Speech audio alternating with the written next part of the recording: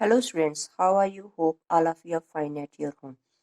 I am Mrs. Manpreet Kaur, your history teacher from your California Public School. Yes, dear kids, today's date is 19 December 2020 and we are doing the 7th class 10th chapter whose name is Jahangir, Shah Jahan and Aurangzeb. And in the previous videos, we have to discuss about the region of Jahangir and Shah Jahan. So today's video we have to discuss about the Aurangzeb, the next and the last powerful ruler of the Mughal dynasty. Mahuddin Muhammad Aurangzeb was the sixth and the last great ruler of the Mughal dynasty who ascended the throne in 1658. He took उसने titles लिए Alamgir, Badshah and Ghazi. Alamgir means in conqueror of the world, Badshah emperor, Ghazi holy warrior. He ruled for 50 years. 50 years तक इसने राज किया और later regions में his empire stretched into the south of India. India के south में stretch किया और bearing it southern most tip को अपना पॉइंट बनाया. इसके टाइम डेथ के टाइम तक अप टू 1707 सी में जो मुगल एम्पायर था फ्रॉम कश्मीर नॉर्थ से लेकर कर्नाटका साउथ तक एक्सपेंड हो चुका था और फ्रॉम हिंदू कुश वेस्ट से लेकर चितौंग इन द ईस्ट तक एक्सपेंड था. So, however, the grandeur of his empire was marred by the ineffective and ruthless administrative practice established by Aurangzeb had made his empire unstable. इसकी जो एडमिनिस्ट्रेटिव पॉलिसीज में changes लाई गई, कुछ और policies इसने बनाई, उसके कारण जो उसका एम्पायर था वो ज़्यादा टाइम तक नहीं चला, वो अनस्टेबल हो गया, टिका नहीं. Aurangzeb long reign can be broadly divided into two parts में हम इसके रीजन को डिवाइड करते हैं. Early region and later region. Early region we have to discuss about the first 24 years of his period. इसके पीरियड के 24 years हम discuss करेंगे और later region में next 26 years. So firstly we have to discuss about the early region. Early region related to the his position in the north and in the later region 26 years tell us about the his position in the Deccan side. Deccan means southern part of the India. In the first 24 years of Aurangzeb, 50 years region, he was busy handling the affairs of northern India. कहते northern India में वो busy था, उनको handle करने के लिए जो इसके प्रोसीजर्स थे peacefully and most stable region था उसका. Aurangzeb rule the married rebellious and revolts, उसके काफ़ी ज़्यादा विरोधी थे, रिवोल्ट वगैरह हुए, बट उसने सभी कुछ चीज़ों को ख़त्म कर दिया और मुगल एम्पायर को बड़े आराम से चलाना उसने स्टार्ट कर दिया. In the initial years of his region, Aurangzeb faced rebellion of Oham, ruler of Assam. Assam के रूलर का उसने सामना किया. अफगान ट्राइब्स थी north west frontier side Jat से दिल्ली में, दिल्ली एंड आगरा बुंडेलस बुंदेलखंड में, और पीस लविंग सेक्शन था सत्यनाम. इन सभी ने इसका रिवोल्ट किया. जो प्राइमरी रीजन था इसके टाइम का प्राइसिंग क्यों नहीं हुआ ज़्यादा, मेन था एडमिनिस्ट्रेटिव और रिलीजियस पॉलिसी जो अकबर ने एस्टैब्लिश की थी उनमें चेंजेस लेकर आना उसने स्टार्ट कर दी और उसने फिर से जजिया टैक्स को री इंट्रोड्यूस कर दिया. अकबर ने रिमूव कर दिया तो इसने फिर से चला दिया. जजिया टैक्स क्या था, जो नॉन मुस्लिम लोग थे मीन्स जिन्होंने इस्लाम नहीं अडॉप्ट किया था उनको टैक्स पे करना पड़ता था, डेट इज द जजिया टैक्स. इसने फिर से स्टार्ट कर दिया. अकबर ने कहा था कि ऑल पीपल आर इक्वल, सभी इक्वल है, किसी को कोई प्रकार का टैक्स नहीं देना. बट इसने कहा नहीं, Muslims are the better than the other religion, जो मुस्लिम्स है वो बेटर है और जो नॉन मुस्लिम्स है उनको हर एक टैक्स पे करना होगा. He also maintained the strict Islamic policies and was not a liberal and tolerant of the other religion as his predecessors. This riled the common masses. कहते जो इस्लामिक पॉलिसीज थी इसने उनको मेंटेन किया, स्ट्रिक्टली उनको फॉलो किया कि जो इस्लाम में लिखा हुआ है कि वही लोगों को फॉलो करना पड़ेगा, उसे अडॉप्ट करना पड़ेगा और कोई और रिलीजन है वो उसके सामने कुछ भी नहीं है. जैसे उसके प्रेसिडेंस ने, उसके फादर और ग्रैंडफादर ने कहा था, बट उसने उस चीज को रिफ्यूज कर दिया कि ये चीज नहीं हो सकती. While these rebellions occupied most of his early reign, it was the Sikhs, Rajputs and the Marathas that were really threat of his sovereignty. कहते इसके राज्य में जो मेन प्रॉब्लम्स थी, सिख, राजपूत एंड मराठास, ये मेन आ रही थी. जो औरंगजेब ऑर्थोडॉक्स पॉलिसी थी, had antagonized the Rajput and made them hostile towards the Mughal empire. Rajput के ऊपर उन्हें फॉलो की, ठीक है, कुछ समझौता किया, बट वो एग्री हो गए और जो राजपूत थी वो मुगल एम्परर में मिक्सअप हो गई. Aurangzeb lost the loyalty of most Mughal alliances. जो उसने ट्रीटीज वगैरह की थी उनके प्रति लॉयल्टी उसने रिमूव खो दी. मतलब जो उसने पहले वादे किए थे कि मैं, आप मेरे साथ ये समझौता कर लो, मैं आपको ये चीज़ दूंगा, वो चीज़ उसने उनको प्रोवाइड नहीं की. He even acknowledged the peace-loving Sikh community when he ordered the execution of the Guru Tegh Bahadur Ji on his refusal to embrace Islam.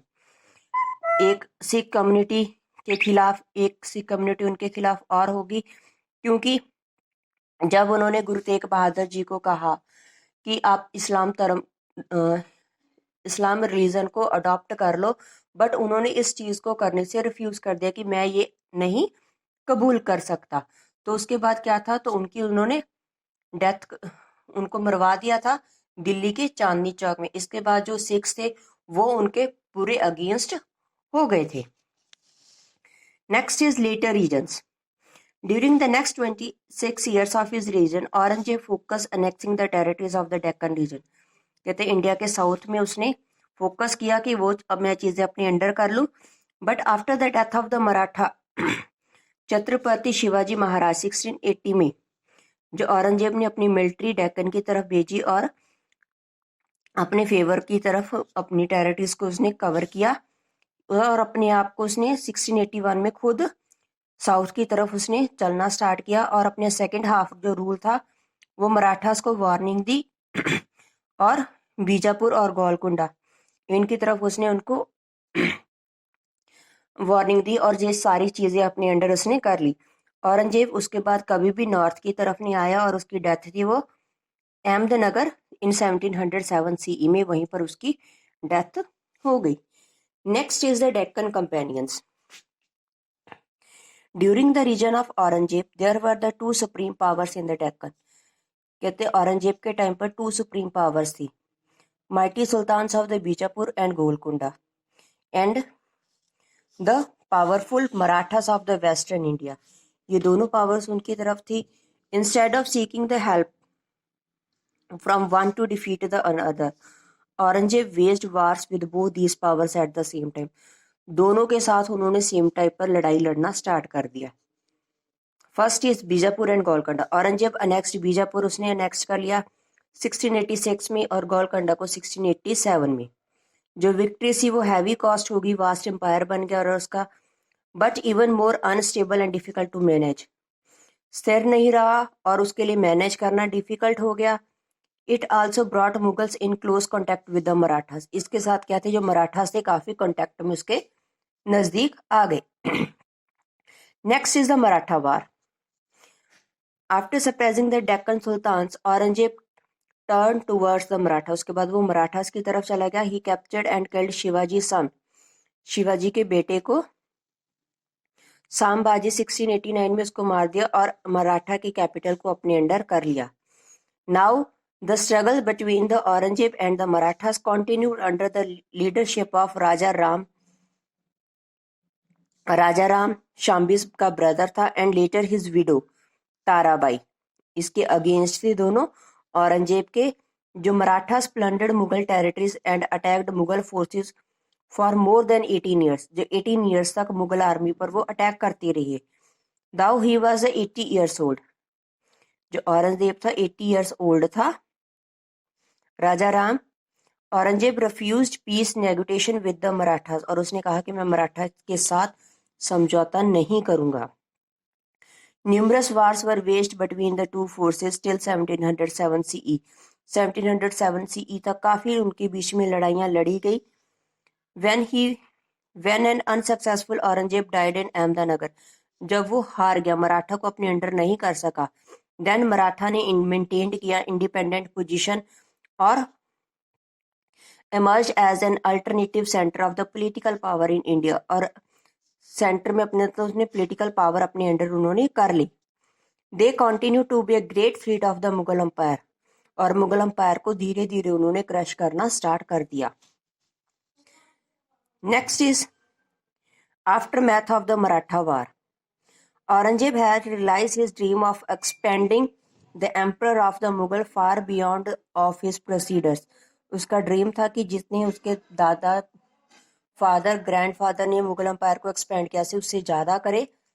However, even after creating a vast empire, Aurangzeb had lost a lot। उसने काफ़ी कुछ खो भी दिया था। He could never suppress the power of the Marathas। उस मराठा की power को वो नहीं तोड़ पाया। It was ironically that the reign of Aurangzeb marked the end as well as the decline of the Mughal Empire। कहते जो औरंगजेब का रीजन था वो मुगल एम्पायर का एंड होना स्टार्ट हो गया। क्या इफेक्ट्स पड़े? Drain of the Mughal tragedy थी वो लोगों ने लेनी स्टार्ट कर दी। Rise of the corruption in the north due to the prolonged absence of the empire. North में जो एम्परर्स थे, ठीक है, उसके ऑफिसर्स थे, उन्होंने करप्शन लेनी स्टार्ट कर दी। जो नोबल्स थे, इम्यूनिटी सी सोल्जर्स की डेक्कन में, उन्होंने एक दूसरे के साथ विरोध करना स्टार्ट कर दिया। जो स्ट्रेंथ थी पावर्स की, जाट और सिक्स की, वो इंक्रीज होनी स्टार्ट हो गई। Next is Aurangzeb as an emperor कैसा था? Aurangzeb was an ascetic and staunch Muslim, जिसे हम कहते हैं कि कट्टर मुस्लिम था, मुस्लिम को पूरा अडॉप्ट करने वाला था। Who lived his life in the prescribed in the Quran. वो अपनी लाइफ इस तरह से स्पेंड करता था जैसे कि एक कुरान में लिखी हुई थी। During his reign there was not much development in the field of art and culture as there was no formal parentage. कहते आर्ट और कल्चर में उसने इतनी ज्यादा डेवलपमेंट नहीं की। Aurangzeb led aesthetic life and avoid all forms of luxury, abstaining he even refused to wear silk। कहते उसने सिंपल लाइफ स्पेंड करना स्टार्ट कर दिया, इवन कि उसने ये भी रिफ्यूज कर दिया कि मैं सिल्क भी नहीं पहनूंगा। He read works of theological and devotionally, poetry को पढ़ना उसने स्टार्ट कर दिया। एम्परर फाउंड बोथ, उसको म्यूजिक और रिप्रेजेंटेशनल आर्ट का काफ़ी इंटरेस्ट था, बट उसको वो भी टेस्टलेस लगने लग गया। He ban the playing music in the court. उसने बैन कर दिया कि मेरे कोर्ट में कोई भी म्यूजिक नहीं बजाएगा, नहीं होगा। और उसकी डीप डिवोशन थी बस इस्लाम की में, और उसके रिफ्लेक्शन में मिलता है कि ओपन एयर ग्रेव उसकी है कुलबादाबाद में, ठीक है, कि वहां पर उसकी ग्रेव है। उसने कहा था कि कुरान की तरह मेरे जो ऊपर कोई भी मकबरा नहीं बनना चाहिए, सिंपल मुझे दफनाया जाए। Next is decline of the Mughal emperor. After the death of the Aurangzeb the Mughal empire faced a quick and imminent decline. कहते एकदम से उसका गिराना स्टार्ट हो गया। Since Aurangzeb left no clear line of succession, क्योंकि औरंगजेब ने किसी को भी अपना आगे राजा नहीं बनाया था। The dynasty once again witnessed bloodshed between the brothers of the Mughal throne. फिर से मतलब जो भाई थे एक दूसरे के साथ उन्होंने लड़ना स्टार्ट कर दिया कि मैं अब मुगल डायनेस्टी का राजा हूँ, मैं हूँ। The string of the weak successor followed who could not eventually keep the empire together. Weak successors के पास चला गया और वो एम्पायर को संभाल नहीं पाए। For this reason Aurangzeb is often refer to, इसलिए हम कहते हैं कि औरंगजेब क्या था? लास्ट इंपॉर्टेंट मुगल रूलर था। Without a strong central authority the rebellious governor established themselves independent rulers of their provinces. Central authority उनके ऊपर कोई नहीं थी, ठीक है, इसलिए जो गवर्नर्स थे उन्होंने अपने आप को इंडिपेंडेंट रूलर डिक्लेयर कर दिया, और जो डिसइंटीग्रेशन थी मुगल एम्पायर की वो धीरे धीरे गिरनी स्टार्ट हो गई। Eventually, the power of the glorious Mughal Empire was concentrated only in the Delhi and surrounded region। At last में क्या था कि जो मुगल एम्पर था वो बस दिल्ली में या उसके आसपास रीजन में ही एस्टेब्लिश रह गया। जो बाकी एरियाज था वो सारा उनके जिन जिन से उन्होंने लिया था उन्होंने वापस अपने अंडर कर लिया और अपने आप को इंडिपेंडेंट डिक्लेयर कर लिया. So that is the region of the Aurangzeb and decline of the Mughal Empire. So hope all of you have watched the video carefully and read it from your book. So take care. Bye bye.